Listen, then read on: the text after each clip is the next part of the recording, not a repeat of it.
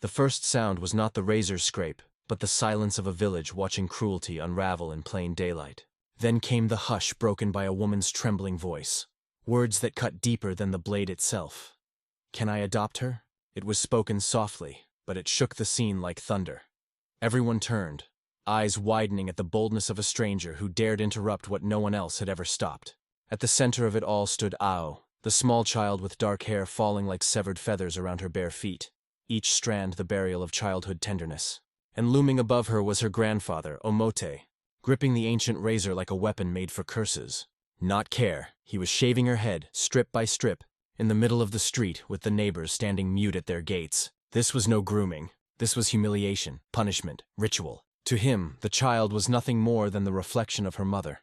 A woman branded as dishonor. A woman who had vanished, leaving gossip behind like smoke no one wanted to clear.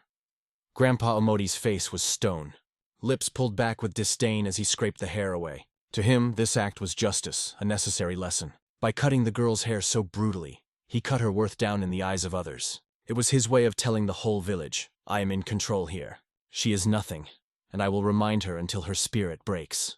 And yet, just when the razor hovered close enough to pierce more than hair, Darius appeared. She had not come for conflict. She had come for rice and ordinary errands. But fate has strange hands, and sometimes it pushes you where you never meant to go. She stopped at the edge of the crowd with her shopping bag dangling off her arm, her chest tight with something burning. Not pity, but recognition, because she knew exactly what it was like to watch your story written by others, carved into you whether you deserved it or not. To the villagers, Ao was cursed, marked forever by her mother's shadow. But to Darius, she wasn't ruin. She was a child in need of help, in need of someone to stand up once, just once, against cruelty. And that is when she spoke the words no one expected. "Can I adopt her?" Her voice was not loud, but it carried the weight of defiance none of the silent onlookers had dared before. The villagers stiffened, murmurings caught in their throats. Even Ao blinked in surprise, too used to being nothing more than the target of whispers and punishment to ever imagine someone might want her. The only one who answered was the old man. Omote's mouth twisted into a crooked grin, cracked with arrogance but betraying the faintest tremor. His bark of a laugh was harsh. He spat into the dirt, his voice low but cutting. "No one wants that one."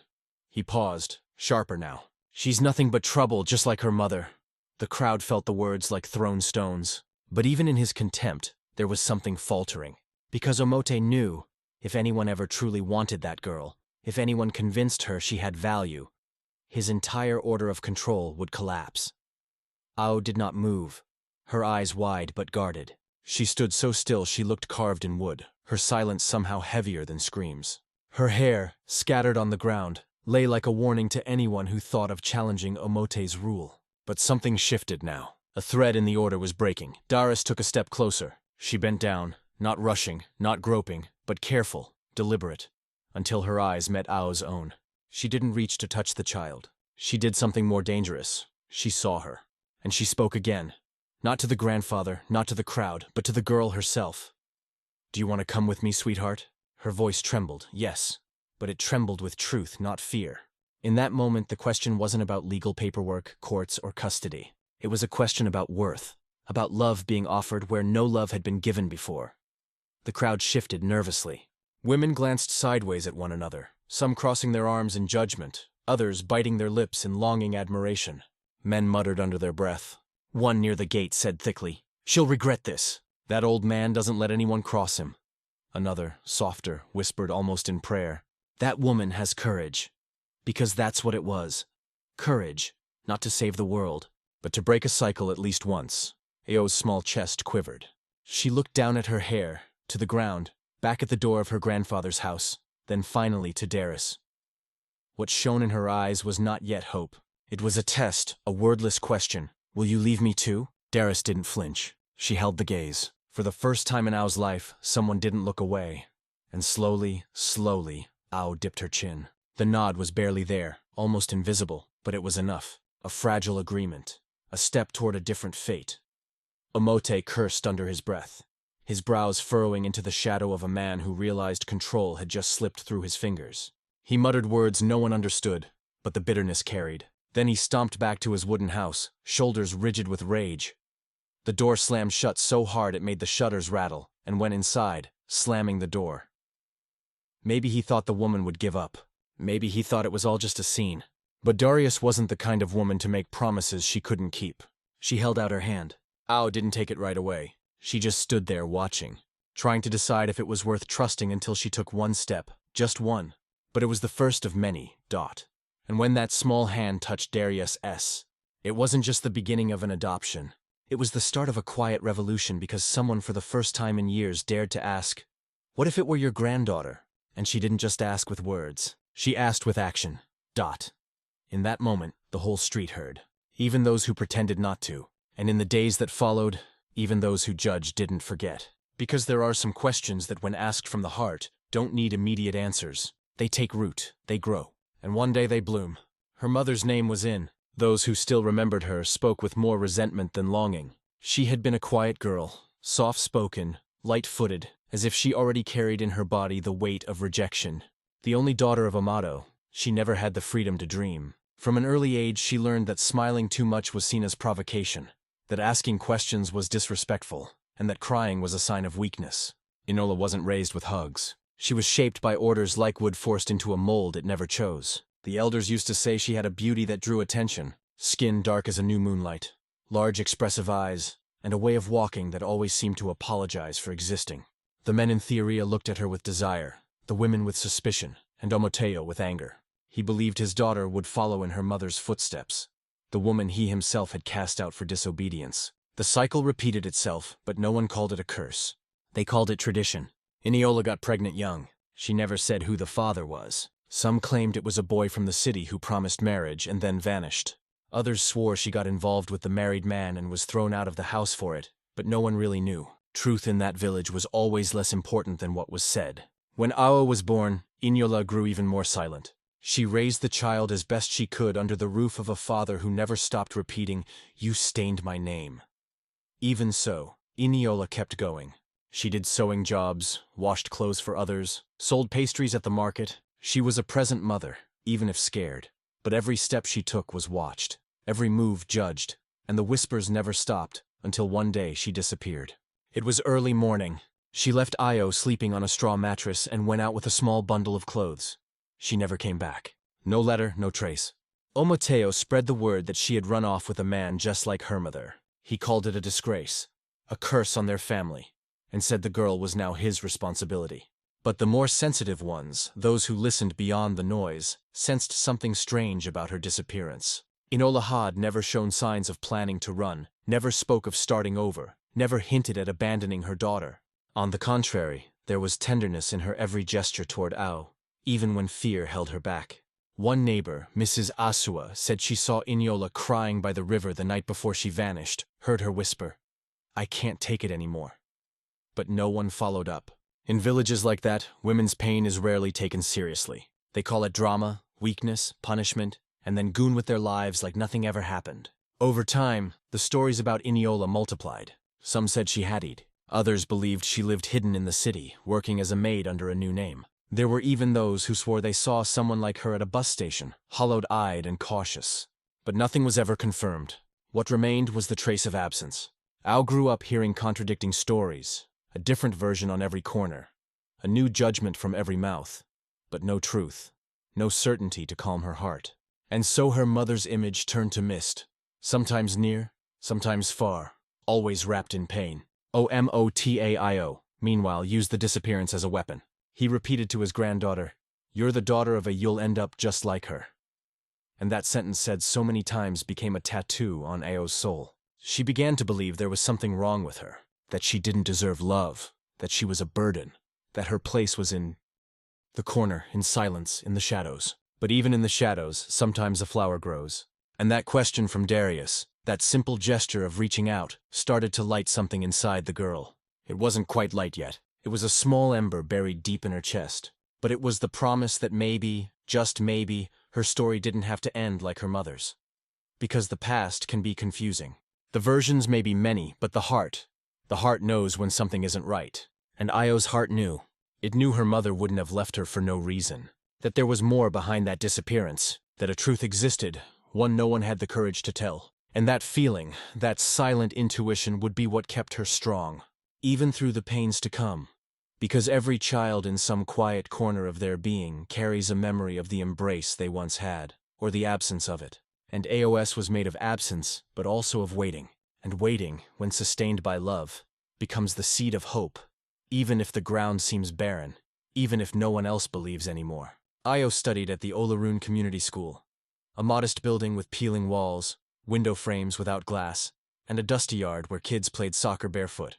There, everyone knew everyone. Teachers, students, janitors, kitchen staff. It was a small world within the village where stories spread faster than dust on a dry day. And within that world, Ao's story was seen but not heard. Since she was 7 when she first started attending school, the girl stood out, not for misbehavior nor laziness, but for her silence. She never raised her hand, never answered out loud, always sat in the same corner, hands on her notebook, eyes fixed on the floor. The teachers tried to engage her, but she would respond with nods or short words, and when she did speak, her voice sounded like it didn't want to exist. The first to send a note home was teacher Lydia Doubt, a young woman fresh out of college, full of hope and determination to make a difference. By the second month, she noticed something wasn't right. Io came to school with marks on her body, unkempt hair, clothes patched far beyond the village norm. One day, while brushing the girl's hair for a cultural presentation, Lydia saw her scalp injured with small open wounds. Alarmed, she wrote the first note.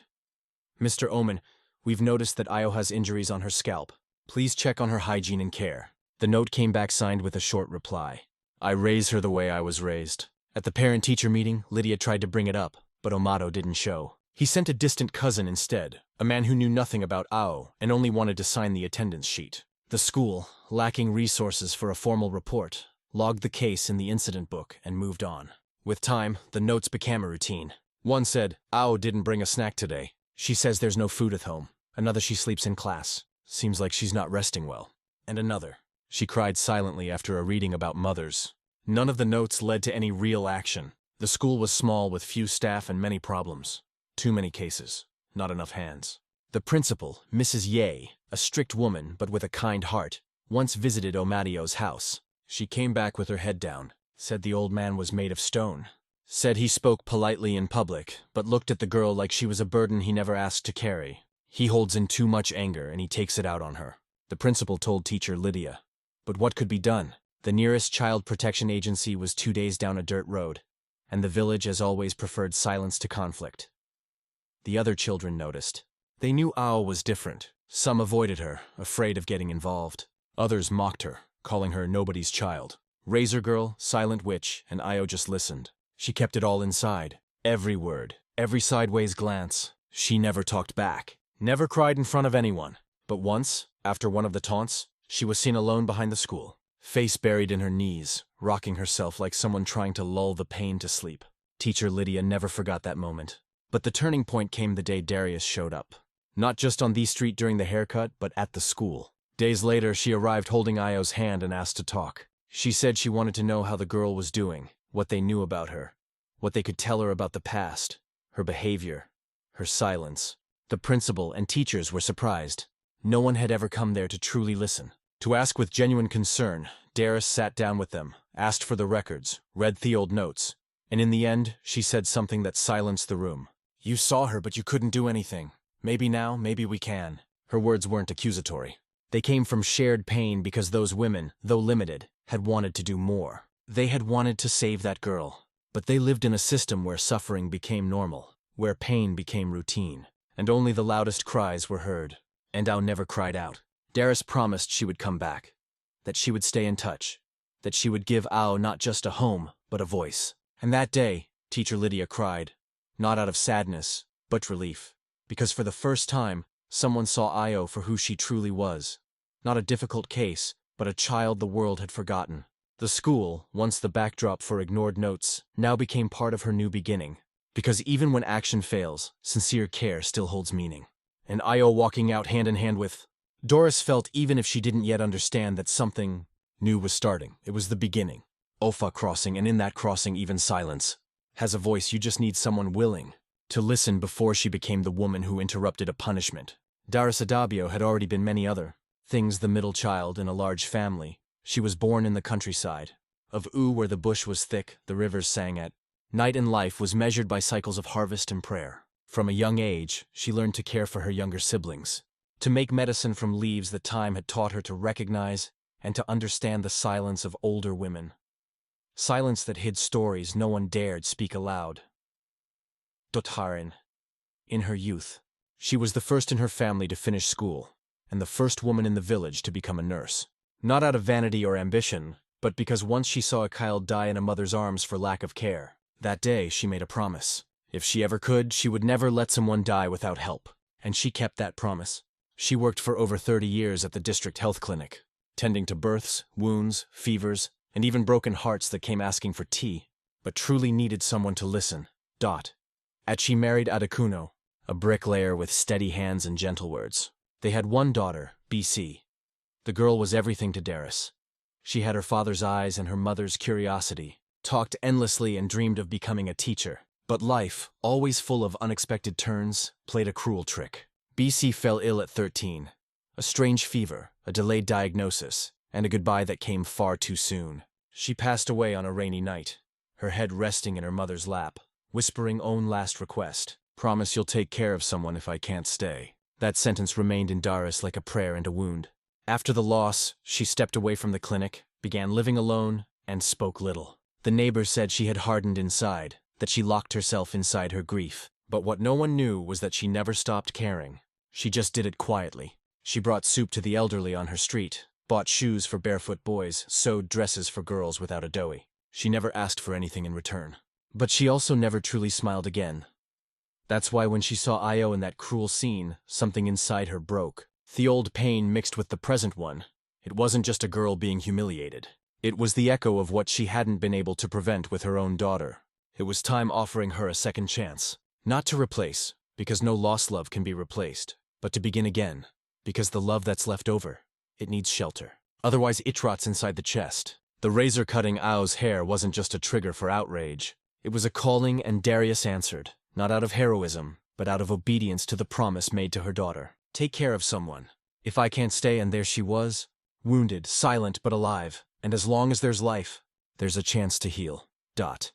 In the days that followed, Darius went to City Hall, filled out paperwork, sought guidance. The adoption process would be long, but she wasn't worried about bureaucracy. What mattered most was restoring what the world had taken from that girl: dignity. She took Ao to the doctor, to the hairdresser, to the market to choose new clothes. Not because she needed a new appearance, but because she needed to see herself with new eyes. Each act of care was a stitch in the girl's soul.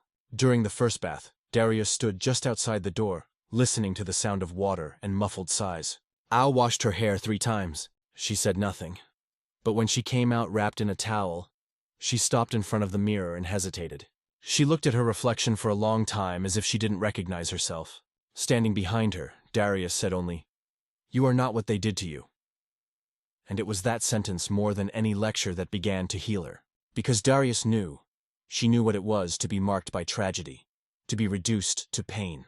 But she also knew that no story ends in pain if there's someone willing to walk alongside you. She wasn't a saint, not perfect. Sometimes she lost her patience. Other times she withdrew into silence. But every morning she prepared Ao's breakfast with care. Every night she asked how her day went, even if she didn't get an answer. And every Sunday she massaged coconut oil into the girl's hair with hands that were firm but gentle. Io slowly began to speak. Not much, but she spoke. She asked questions. She told stories about school. She smiled sometimes. In one breezy afternoon, she said something Darius never forgot. "Here, my heart doesn't hurt as much." Darius didn't reply. She just squeezed her hand because love sometimes doesn't need words. And so, between painful memories and quiet care, 2 broken stories began to mend. A woman who lost a daughter, a girl who lost a mother, and between them an old promise now fulfilled. Not to raise the past, but to prove that the future still exists. And the future, when watered with affection, blooms even in the driest soil. In Darius's house, the bathroom was simple. A concrete floor, a floral curtain hung up with nails, and an oval mirror slightly stained by time. But to Ao, that space felt almost sacred. Not because of what it had, but because of what it represented: privacy, care, respect. For the first time, she was stepping into a place where no one barged in, where there was a towel just for her, where the soap had a scent and the bucket wasn't shared with laundry water. Darius prepared everything with the tenderness of someone preparing an altar. She fetched a basin, heated water over the stove, picked out an herbal-scented soap, and laid a clean change of clothes on the bed. Then she called the girl. "Ow, it's ready." The girl stood up slowly, taking small steps as if still not believing it was really for her. She walked into the bathroom and locked the door. The sound of the lock clicked like a symbol of autonomy. Outside, Daria stayed quiet, just listening. She didn't want to rush, didn't want to intrude, just to be there in case she was needed. Inside, Ao looked around, touched the curtain with her fingers, noticed the bucket of hot water releasing steam, held the soap up to her nose. It was the first time she'd used soap that didn't sting. She undressed slowly, folding her clothes the way she had seen women do, and then, with almost ceremonial movements, she began to bathe. She washed her body carefully, as if each gesture wiped away a bit of the insults, the hurt, the cruel nicknames. Then showed her hair. The hot water ran over her head and down her back, carrying with it a bit of the weight she carried inside. She washed 3 times, scrubbed her scalp with her fingers hard, as if trying to scrub pain right out of her skin. When she finished, she wrapped herself in the towel and looked in the mirror and froze. The reflection washers. But something had changed. It wasn't the appearance, it was the feeling. For the first time in a long time, there was no dirt, no bad smell, no judging eyes around her. There was just her clean whole and confused. It was then that Darius knocked gently on the door. "You okay in there, sweetheart?" Io didn't answer right away. Then in a muffled voice, "Yeah." When she came out already dressed, hair still damp, she paused in the hallway, looking at the woman waiting for her. Holding a hairbrush, Darius sat on the couch, made room beside her and said, "Come here. I'll brush it for you." Ao hesitated, not out of fear, but because the gesture was so new, too intimate. She sat slowly. Darius began brushing gently, pulling the strands little by little, detangling without rushing. The girl said nothing, just closed her eyes. The silence between them was comfortable, like the sound of a slow-moving river dot. After brushing, Darius made 2 braids, simple but firm, tied a ribbon at the end of each one, and then said, her voice full of both strength and tenderness, "You are not what they did to you." Io opened her eyes and looked at her. She didn't smile, but her eyes were different. They had a shy glow, like a light turned on in a dark room. It wasn't joy yet, but it was something that whispered, "It's coming." That night, she fell asleep early. Darius made the bed with sheets that smelled of coconut soap, tucked the girl in, and turned off the light before closing the door. She stood for a few seconds, watching that small body curled on its side, hands tucked under her face. She was breathing calmly like someone who, for the first time, wasn't afraid to close her eyes. In the middle of the night, it rained and Darius woke up to a sound. It was Io. She had had a nightmare, was standing in the hallway hugging herself. When she saw Darius, she didn't run, didn't sob loudly. She simply said, "I dreamed he came to take me." "Darius, didn't he ask who?" She didn't need to. She opened her arms. The girl walked over and let herself be held. They sat like that on the couch listening to the rainfall. Darius hummed a quiet old tune when her grandmother used to sing when she was little. The melody made more of feeling than of lyrics. Ao rested her head on her chest and for the first time fell asleep there in someone's arms. The next morning, Doris woke up to a light weight in her lap. Ao was still asleep, but there was a smile on her face. Small, almost imperceptible, but it was a smile. And that smile, more than any word, was the answer to a question Darius had asked herself for years. Is it still possible to begin again? It was beginning right there, in a simple bathroom, in a soft towel, in a hairbrush, in a lap. Because sometimes all a child needs to begin healing their wounds. There's a place where their pain is seen, and a heart that chooses not torn from it.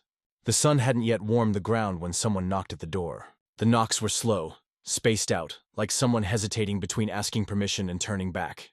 Darius was in the kitchen making corn porridge with cinnamon while Io slept in the bedroom with the curtains drawn. When she heard the sound, she wiped her hands on Harapron and went to the door, her spirit on alert. She wasn't expecting anyone at that hour. And in that neighborhood, visits before breakfast rarely brought good news. When she opened the door, it took her a moment to recognize the figure standing there. It was Oateo. He looked thinner than usual. His unshaven beard suggested either haste or neglect. He wore a wrinkled shirt, old linen trousers, and worn-out sandals. In his hands, he held an old notebook, faded blue cover, corners chewed by time. His eyes were downcast as if avoiding meeting Darius S. She said nothing, just kept the door half open, waiting for him to speak. The silence stretched for long seconds until Armateo finally looked up and said, his voice like someone who hadn't slept well in days, This belonged to her mother." He extended the notebook, not stepping forward, not asking to come in as if he knew he no longer had that right. Darius didn't move her arm. She looked at the notebook, then at his eyes. There was something different in them. Not regret, not yet, but an old exhaustion, a silent surrender, as if to say, I don't know what to do with this anymore. She gently took the notebook. The paper was yellowed, some pages stuck together, others loose, but the writing was still visible. Dark ink, rounded handwriting. What Darius saw wasn't just words. They were traces, fragments of a story no one had ever had the courage to tell. Mateo stepped back. She used to write in secret. When she still lived with me, he murmured, hid this under the mattress. I only found it after she disappeared. I kept it. Not even sure why Darius wanted to ask. Why now? Why didn't you give it to the school? Why didn't you read it out loud to her daughter? But she didn't ask. Sometimes you don't question someone who never learned how to answer. You just listen to the gesture. And that gesture, late as it was the closest thing to humanity, or Mateo had shown in years. He didn't try to see Ao, didn't ask about her. Just glanced inside the house like someone trying to measure with their eyes what they never had the courage to build. Then he lowered his head, turned around, and walked slowly toward the gate. He didn't look back, didn't say goodbye, just left as if carrying more than just his own bones on his back. Darius stood there, notebook in hand. She closed the door slowly, as if sealing a chapter, sat at the table, took a deep breath, and turned to the first page. The scent of old paper mixed with freshly brewed coffee filled the kitchen with memory. And the words written there, they weren't just letters. They were screams from within. She placed the notebook in a wooden box she kept above the cupboard, where she stored important documents and memories of her daughter. She knew Ao wasn't ready to read it, but one day she would be. And when that day came, she'd have more than just words. She'd have the truth she had been searching for. The truth no one until now had had the courage to give. That morning, when Ao woke up and came to the table, Darius said nothing about the grandfather, nothing about the notebook. She simply served the porridge, drizzled honey on top, and said, Today is going to be a gentle day. Ao smiled shilly, and began to eat. Nothing more was needed because some truths before being spoken need to be prepared with tenderness, with time, and with the certainty that when they're finally revealed, they won't be a burden. They'll be a release. And that notebook left at the doorstep by trembling hands was more than paper. It was a key to open a room long locked inside that girl's soul. And one day she would enter. But not now. Now she just needed to live. In that simple house, where the walls held more silence than sound, there was an old darkwood cabinet, a relic from another life. On top of it sat a wooden box, hinged lid, smelling faintly of time. That's where Darius placed the blue notebook, the same one Mateo had left at the door, as if handing over a burden. For days, she didn't touch it again. But her thoughts kept circling back, always circling, because that small faded object carried the weight of years of silence and the promise of a buried truth. It was on a Sunday afternoon, while Ao played in the backyard with a cloth doll Doris had sewn, that she decided to open the box. She sat at the table, opened the notebook, and began to read page by page. What she found wasn't a diary, they were letters. Letters without a clear recipient, or perhaps written for her daughter when she was still too young to understand. Words scribbled, sometimes in haste, sometimes with care. Some stained by old tears that blurred the ink, but didn't erase the meaning. The first letter began. Today, Ao fell asleep early. When she closes her eyes, it feels like the world gets lighter. But inside me, everything feels heavy. Father says a single mother has no right to smile. Says my mouth should be busy asking forgiveness, not singing lullabies. He doesn't know how much her laughter keeps me going. Darius reads slowly. Each line was a needle stitching together truths about the woman the world had condemned without ever listening. The letters continued, revealing a fragile but deeply devoted in. She wrote of sleepless nights, of fear for the future, of hope as tiny Asa seed in the palm of her hand. She wrote to stay sane, to not forget who she was, to leave a trace, in case someone ever cared to seek out her truth. One of the longer letters held a choked confession. They want me to regret having Ao, but if anything gives me strength, it's her. I know I'm not perfect. I know the world judges me, but no one saw when I was pushed away. When they told me it was either I leave or she'd be left with nothing. I didn't run off with any man. I left because they threatened to take her from me. Said I wasn't a real mother. Said she'd be raised like trash if I stayed. So I left, but I never stopped loving her. Doris had to pause. Her hands were trembling. It was the first time someone refuted the rumors. The first time Iniola had a voice. She wasn't reckless. She was pushed by a harsh father, by the venom of neighbors, by fear of losing the daughter she had tried so hard to protect. There was one letter, unlike the others, short, almost a note. If one day she finds you, tell her I fought. Even if the world forgot me, I didn't forget her. Every day, a prayer, Every night. One name Io. That line echoed in Darius like it had been written that very morning. It was the plea of a mother Noon had listened to. And now finally someone did dot. When she finished reading, Darius closed the notebook with both hands clenched. She cried not with despair, but with release, because in that moment she understood Ao was the daughter of a woman who had tried, who had endured, who had chosen sacrifice, and that understanding wasn't just comfort. It was justice. In the days that followed, Darius thought about showing the letters to the girl, but she hesitated. Ao was still walking on open wounds. It wasn't time to reopen. It was time to heal. So she tucked the notebook away again. But this time, in a special place, at the back of the living room shelf, between history books and a photo album. She wanted the girl to find it herself when the time was right. To touch that paper with her own hands, to read with her own eyes, to cry if she needed to, but also to understand she'd been loved. And in that quiet, respectful silence, Darius chose to honor her not by speaking ill of her, not by turning her into a saint, but by showing day by day that her mother's love doesn't disappear. It only goes quiet. Sometimes when there's no space left to speak, the letters remain there, waiting, and the house, which once had been just a shelter, now became a witness to a story that needed to be retold. A story where the mother was not to blame. She was a victim. Where the daughter wasn't a burden, she was light. And where love, even exiled, had found a way to return. Because words written in sincere pain have the power of seeds, and seeds don't vanish. They just wait for the right time to bloom. It all began with a whisper at the corner store, then became a comment in the water well line, and soon spread like fire on dry straw. It wasn't gossip.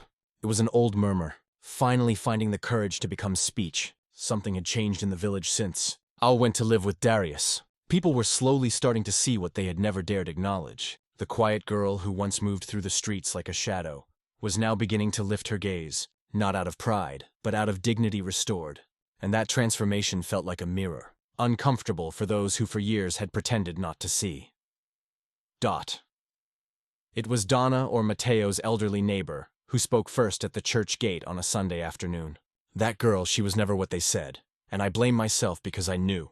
Her words dropped like stones on cracked earth. Some stopped to listen, others walked away. But the effect was immediate by the end of the day. Word had spread. There would be a gathering at the community hall, not a trial, not like in the city courts, but a moment to for once break the collective silence that had upheld the suffering of a child. On that Wednesday, the hall was full. Men, women, youth, elders.io was there, sitting beside Darius, hands resting in her lap, eyes steady. Omot didn't show, but many others did. Distant relatives, teachers, neighbors from across the wall and the marketplace. Principal Yi stood up first. She recalled the ignored notes, the visits that made no difference, the repeated signs that were met with silence. Her voice trembled, but her words carried the weight of someone who had borne guilt and silence for far too long. Then came Lydia, the teacher. She spoke of the day she saw Ao's wounded scalp, the helplessness she felt, the fear of reporting, the lack of institutional support. She cried, remembering the girl alone in the corner of the classroom, holding back tears just so no one would notice. Then something unexpected happened. A woman stood up from the back of the hall. It was Tito's maternal aunt. Everyone knew her, always quiet, always present at celebrations, but never one to join in any controversy. She walked to the front, paused, and took a deep breath before speaking. I knew everything, but I was afraid. The words dropped like a rock into still water. Everyone fell silent. She continued, my sister Iniela told me she wanted to escape. Said our father had threatened her, that if she didn't leave, he'd give the girl to another family. I should have helped, but I was scared. Scared of what people would say. Scared of going against the old man, so I let her leave alone. And then I kept quiet. The whole stayed quiet, not in judgment but in deep listening. It was the kind of truth that when spoken demands reverence. Darius squeezed Ao's hand firmly as if to say, you're being heard. Others began to speak, some to apologize, others to confess they had also seen but done nothing. The neighbors who avoided eye contact, the women who fueled the rumors, even one of the boys who used to mock Ao in childhood asked to speak. I thought it was just teasing. Now I see it was cruelty. The gathering wasn't a courtroom. No one was punished, but everyone was called to responsibility. And in that moment, the village stopped being complicit in silence and began to become a real community. Not just because they acknowledged the harm, but because they gave voice to those who had been silenced for so long. At the end, they asked Io if she wanted to speak. She stood up with the posture of someone who, though small, had already lived too much. She looked around the room and said with a calm but steady voice, I don't hold anger, but I remember everything. And today, I'm not what you said I was. I'm Enola's daughter, and I know she loved me. No one applauded. They didn't need to. The silence that followed was the most powerful recognition of all. The gathering ended in prayer. Not the long rehearsed ones, but short, sincere pleasing for healing in the village. Because where there is truth, there is a chance for a new beginning. And where there is a new beginning, there is justice. One that doesn't need punishment, only the courage to face what was done and what can still be repaired. That night, as I walked back home, her steps were firm. She was no longer the razor girl. She was the girl of the word, of the reclaimed voice. And wherever she passed, the wind felt lighter, as if whispering, "Now something has truly been broken. And what grows from the shards can be stronger than what came before." It was market day in the village. Vendors shouted their deals. Women bargained with the wisdom passed down from their grandmothers, and the smell of roasted corn mixed with the clucking of chickens in cages. It was an ordinary morning like so many others. But for Io, that day tasted like a beginning. It had been months since she moved into Darius's home. Her hair, once shaved with cruelty, now flowed in neatly braided strands. Her face, once tense, now held the calm of someone who'd finally found solid ground. And her eyes, oh, her eyes no longer asked for permission to exist. They looked out toward the horizon like someone who knew she had the right to walk forward. Darius walked beside her, carrying a straw basket filled with tomatoes, okra, and fresh greens. They stopped at every stall, laughed with familiar vendors, and received blessings from elderly women. Duao spoke little, but it was no longer the silence of fear. Now it was choice. She observed everything with intent, like someone learning the world from the inside out. Then, in front of a fabric stall, something happened. An older woman, not from the neighborhood, looked at Io curiously. After a few moments, she asked as if trying to strike up conversation, "Is that your daughter?" Darius, with the calmness of someone who knows the value of time, replied, "She's mine by heart." The woman smiled but pressed further, and her parents. Before Darius could answer, Ao took a step forward. She lifted her chin, looked the woman in the eye, and said with a voice that didn't apologize, "My name is Ao, and no, I'm not an orphan. My mother loved me even if no one else could see it. And now I have someone who calls me daughter every single day." The woman went quiet, then simply nodded like someone who understands that no further explanation is needed.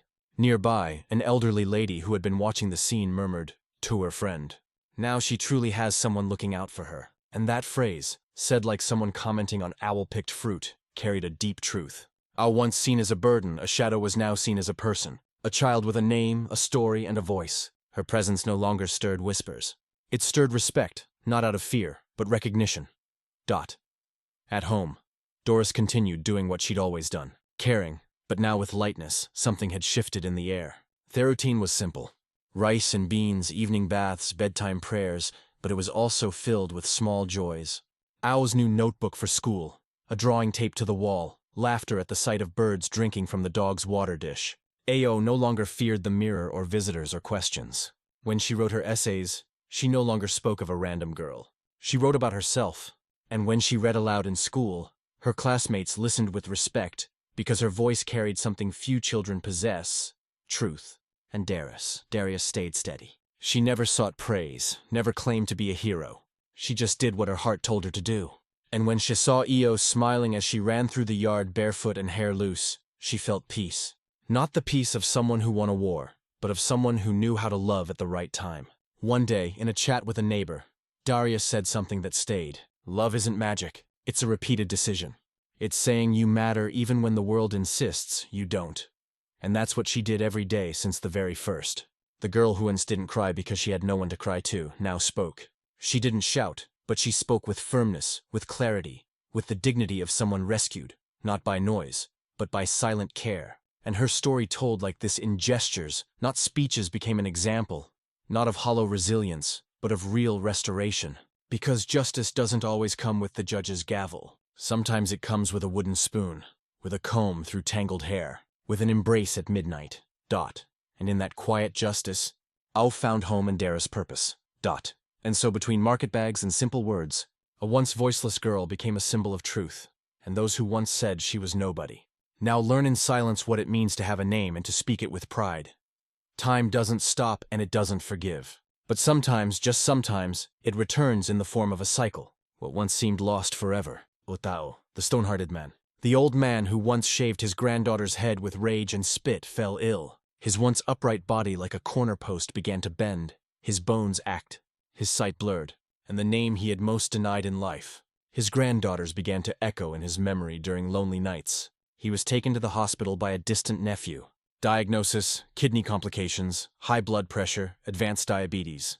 Nothing immediately fatal, but nothing simple either. He was admitted in the early days. Visitors were few. No one really knew what to say to a man who for years had wielded silence and harshness as both shield and weapon. Then one day Darius received a call. It was the hospital social worker. Amato had asked to see Idu. No pressure, just a request to be considered. Ao heard the conversation in silence. She didn't respond right away, but that night, as she brushed her hair in front of the mirror, she said calmly, "I want to go, but not to hear an apology. I want to go someone who returns to give back." Darius understood and made the preparations. On the morning of the visit, Ao woke early. She chose a light, simple dress, the same one she had worn for her school performance. She packed a new comb still in its wrapper. It wasn't expensive, but it was symbolic. She'd picked it out at the market days earlier without knowing why. Now it made perfect sense. At the hospital, the hallway smelled of antiseptic and weariness. The peeling walls bore witness to too many stories. Darius accompanied her but waited in reception. She wanted Io to have that moment to herself. The girl entered the room with steady steps. Where Matteo was lying down, thinner, sunken eyes, unshaven beard. When he saw her, he fell silent. He seemed like he wanted to say something, but couldn't find the words. Ao walked closer, took the comb from her bag, and placed it on the bedside table. "This is for you, Grandpa, so you remember that what's cut off can grow again, and that someone who once shaved in anger can also learn to comb with care." Omote blinked a few times. The tears didn't come, not from her, not from him. But there in that moment was a kind of meeting, not a conventional reconciliation, but a moral repair. The girl who had her childhood ripped away, now returned, not to return pain, but to show that she survived, and more that she refused to repeat the cycle. "I'm doing well, Grandpa," she said. "You don't have to worry about shaping me anymore. Now, the one who takes care of me listens." The old man closed his eyes. Not like someone sleeping, but like someone surrendering. He didn't ask for forgiveness, but he didn't push her away either. Sometimes the deepest regret is revealed in the absence of resistance. Duao left the room without hurry. She found Darius sitting on a hallway bench, calm, waiting. She sat beside her. Neither spoke for a while until Darius asked, "How was it?" Io replied, "It was peace." Days later, Omoteo passed away. Natural causes, no screams, no drama. The news spread through the village via the local radio. There was a simple funeral with few attendees, but among them there was Io, not to honor a grandfather, but to close a chapter. She wore 2 neatly done braids in her hair, and in her pocket, a folded note to place inside the coffin. Not every punishment builds character, but every act of care leaves roots. I wasn't shaped by your hand. I was healed by someone else's. Darius was beside her as always, not imposing her presence, but offering shade in the heat of the journey. As they left the cemetery, all looked up at the sky, took a deep breath, and said, "Now I can live without the weight." That sentence wasn't rehearsed. It was a conclusion because forgiveness sometimes isn't about acceptance. It's about release. It's recognizing that the past can't be changed, but it doesn't have to define the future. And with the new comb left in that hospital bed, Ao didn't just end a chapter. She wrote her own ending without shouting, without demanding applause, but with strength, with dignity, with the maturity of someone who understands that love isn't always about returning. Sometimes it's simply about moving on. If this story touched your heart, let us know where you're watching from. Leave a comment below. We'd love to hear from you. Don't forget to like the video, share it with your friends and family, and subscribe to the channel. That really helps us keep bringing you real and emotional stories like this one. Thank you for being part of our